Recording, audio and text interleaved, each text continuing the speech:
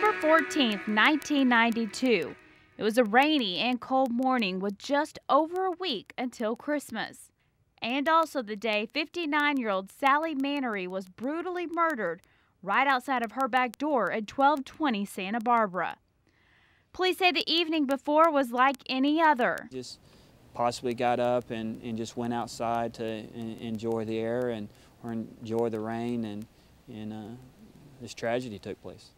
But at 5:38 the next morning, Sally's husband James woke up to find Sally was gone. He's looking for her, he can't find her, so he's looking through the house and ends up finding her on the back porch.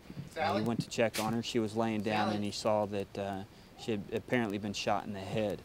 But the question remains, who's responsible and why? She was in her nightgown, so she just maybe got up that morning, or maybe late that night she couldn't sleep. We don't know the exact time of the murder. James told police his wife felt cold, so he immediately covered her up.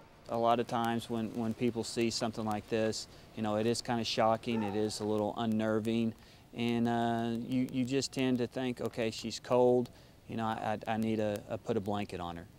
Sally's stepson tells KAUZ she was known for carrying a gun, and it was that gun that the murderer used. Investigators say a handgun was recovered from the scene, but can't comment on if it belonged to Sally or if it was the murder weapon. Our officer spoke to some of the neighbors in the area, and again, the neighbors stated that they didn't know of any problems, and they definitely didn't hear or see anything the night before. Leaving the tragic murder of Sally Manery cold. What we're hoping for is that it does generate, or that it does jog someone's memory. Saying, hey, I remember that, I remember seeing it in the news, or I remember reading about it in the paper, or maybe they were a neighbor of that at that time, and they didn't want to come forward to police at that time for fear of, you know, retaliation, or for just not wanting to get involved.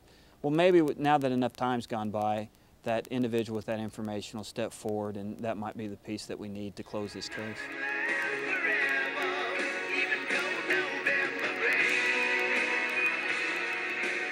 Ashley Fitzwater, KAUZ News.